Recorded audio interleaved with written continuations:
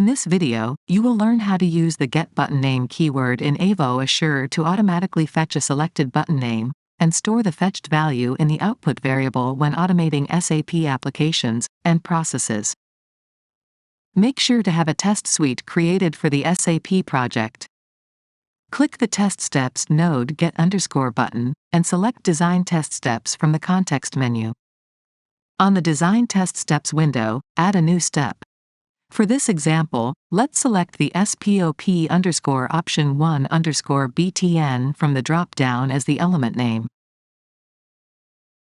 and Get Button Name as the keyword to get the name of the selected button. Enter GBN within curly brackets in the output field to fetch the result.